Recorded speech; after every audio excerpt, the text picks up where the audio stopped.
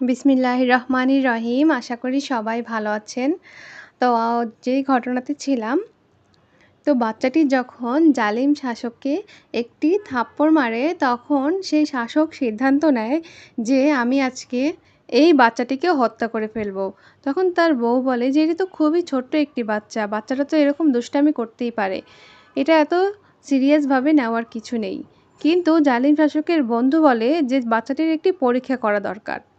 তখন তিনি বলেন যে, "হ্যাঁ, কি পরীক্ষা করা যায়?" তখন তিনি বলে যে, "এক পাশে দিব কতগুলো চকচকে হীরার পাথর, আরেক পাশে দিব আগুনের কয়লা।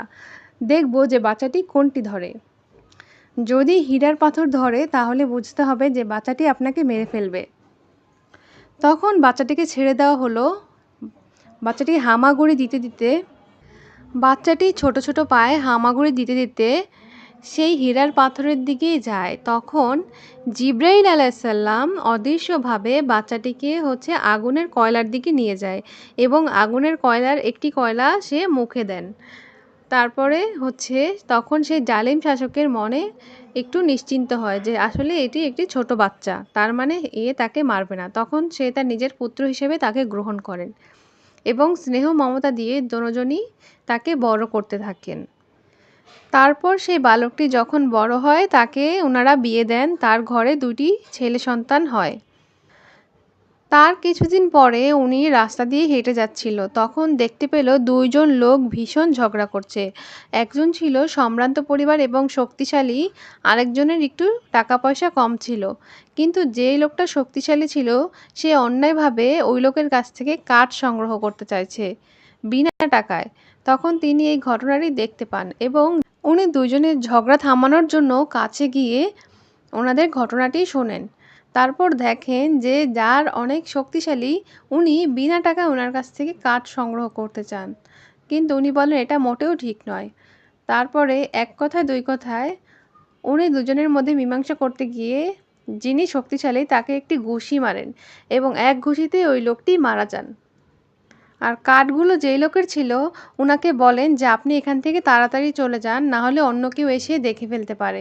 পরে দুজনই ২ দিকে চলে যায় এবং যেই লোকটাকে মেরে ফেলা হয়েছিল তাদের বংশের লোকেরা এসে তাকে দেখতে পেয়ে সেই শাসকের কাছে নিয়ে যায়। আর উনি ছিল ওই শাসকের একজন বাবুর্চি। তখন উনি বলে যে, "আমার এই বাবুর্চিকে কে মেরেছে তাকে আমার কাছে নিয়ে আসবে। আমি নিজ হাতে তার বিচার করব।" তখন পুরো এলাকায় খোঁজাখুঁজি করা হয় যে কে এই বাবুর্চিকে মেরেছে, কিন্তু কেউ খুঁজে পায় না। আর এইদিকে উনার যে ছেলে সে তখন অন্য জায়গায় চলে যায়। তখন উনি ভাবে যে আমি এখন এখানে থাকলে আমার হয়তো বিপদ হতে পারে। উনি আরেকদিন দেখে যে ওই লোকটি আবার আরেকজনের সাথে কোনো একটা কারণে ঝগড়া হচ্ছিল। তখন সেই লোকটি এনার কাছে এসে আবারও সাহায্য চায়। তখন উনার মেজাজ অনেক গরম হয়ে যায় যে উনি কি সবার সাথেই ঝগড়া করে বেড়ায়। তখন ওই লোকটি বলে ফেলে যে, "আপনি কি উনার মতন আমাকেও মেরে ফেলতে চান?" তখন সবাই বুঝতে পারে যে ওই বাবুর্চিকে ইনি মেরেছে। তখন সেই জালিম শাসকের কাছে যায় যে, "আপনার ছেলেই উনাকে মেরে ফেলেছে।" তখন সে বলে যে, "আমি অবশ্যই এটার বিচার করব। তার গর্দান নিব। তোমরা ওকে নিয়ে আসো আমার কাছে।" তখন সে কি করে? তখন অন্য একটা দেশের উদ্দেশ্যে রওনা হয়।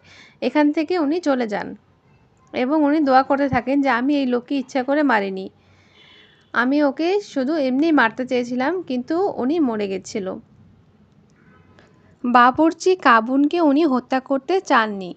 তারপরে উনি অন্য একটি দেশে রওনা হন এবং ওই দেশে অনেক, অনেক মাইল পার হয়ে উনি চলে যান। তখন গিয়ে একটি গাছের নিচে বসেছিল। তখন দেখতে পায় ২ টি মেয়ে পানির জন্য দাঁড়িয়ে আছে। তখন জিজ্ঞেস করল, "তোমরা এভাবে পানির জন্য দাঁড়িয়ে আছো কেন?" বলল যে, "আগে ছেলেদের পানি নেওয়া হোক, তারপর আমরা নিব। আমাদের তো আর কেউ নেই, এজন্য আমাদেরই কাজ করতে হয়। আমাদের বৃদ্ধ পিতা বাসায়। এছাড়া আমাদের আর কোনো পুরুষ নেই। তাই আমাদেরকেই কাজ করতে হয়।" তখন উনার খুব মায়া হলো, উনি পানি উঠিয়ে দিল। তারপর সব পশুদেরকে ওনারা খাওয়ালো। ওই মেয়ে দুটি বাসায় গিয়ে তার বাবাকে বলল যে, "আমরা একজন সামর্থ্যবান যুবক দেখেছি বিদেশী, যে আমাদেরকে আজকে পানি উঠাতে সাহায্য করেছে এবং আমাদের যে পশুগুলো আছে তাদেরকে আমরা পানি পান করিয়েছিলাম।" তার বাবা শুনে খুবই খুশি হলো এবং বলল, "তোমরা আমার কাছে তাকে নিয়ে আসো।"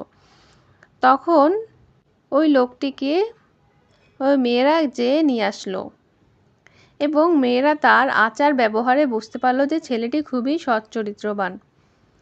তখন মেয়েরা বলল যে বাবা, একে যদি আমাদের পশুদের দেখাশোনার কাজে রেখে দেওয়া হয় তাহলে আমাদের জন্য খুবই ভালো হয়। তখন তার বাবা বলল, আচ্ছা ঠিক আছে, কিন্তু সে যে বিশ্বস্ত হবে তার কি গ্যারান্টি আছে? তখন তার মেয়ে বলল যে তার কথাবার্তা এবং কিছু কাজে আমার কাছে মনে হয়েছে সে বিশ্বস্তই হবে। তখন তার বাবা বলল, আচ্ছা ঠিক আছে। তখন তাদের পশুগুলোকে দেখাশোনার কাজে রেখে দেওয়া হলো। কিছুদিন পরে তার বাবা সেই ছেলেটিকে একটি অফার করলো যে তুমি যদি চাও তাহলে তুমি আমার বড় মেয়েকে বিয়ে করতে পারো এবং 8 বছরের জন্য তুমি আমাদের পশুগুলোকে দেখাশোনা করবে। এটা তোমার উপর আমি কোনো জোর করছি না, তোমার যদি ইচ্ছা হয় তাহলেই তুমি করতে পারবে, তোমার ইচ্ছার উপর নির্ভর।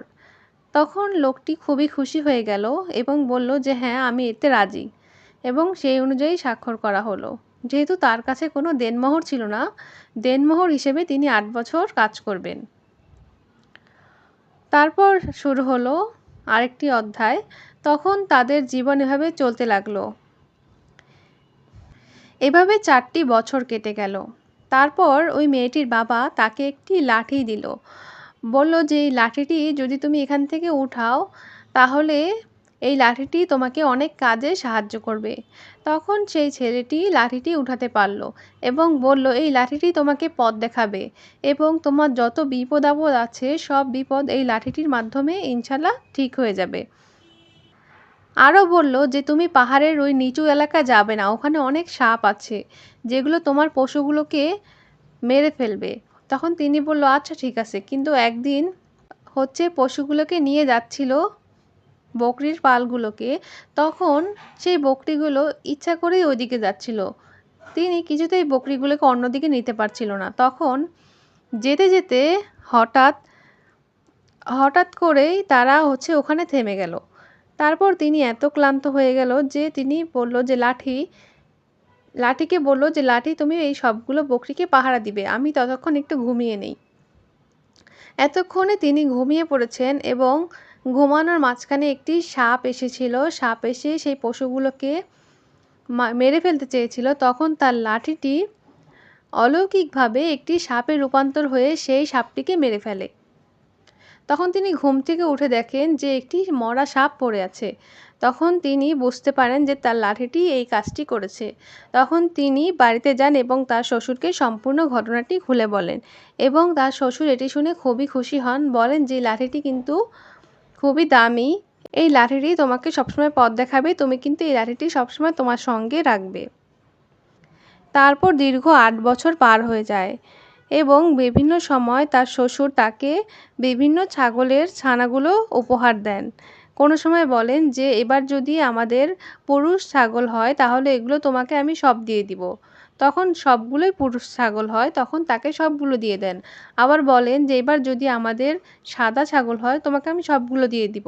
এভাবে করতে করতে ওই লোককে তিনি এতগুলো দেন ছাগল যে তার অনেক পরিমাণে ধন সম্পদ বৃদ্ধি পায়। তারপর তিনি স্বইচ্ছায় 8 বছর থাকেন এবং আরও 2 বছর থাকেন। তারপর তার শ্বশুর বলেন যে এবার যদি তুমি চাও তাহলে তোমার ইচ্ছা অনুযায়ী তুমি এখানেও থাকতে পারো, চাইলে তুমি অন্য কোথাও চলে যেতে পারো, আমি তোমাকে বাধা দিব না, কারণ এখন তোমার যথেষ্ট সম্পদ হয়েছে। তুমি চাইলে আমাদের সাথে থাকতে পারো বা চাইলে তোমার ধন সম্পদ সব কিছু নিয়ে তুমি অন্য জায়গাও স্থানান্তরিত হতে পারো। তখন লোকটি বলল যে আচ্ছা ঠিক আছে, আমি তো অনেক দিন আমার বাড়িতে যাই না, তাহলে আমি আমার বাড়ির উদ্দেশ্যে রওনা দিতে পারি। তারপর শুরু হবে আরেকটি নতুন ঘটনা। আজকের মতো এই পর্যন্তই। সবাই ভালো থাকবেন, সুস্থ থাকবেন। কথা হবে পরবর্তী ভিডিওতে। ধন্যবাদ সবাইকে।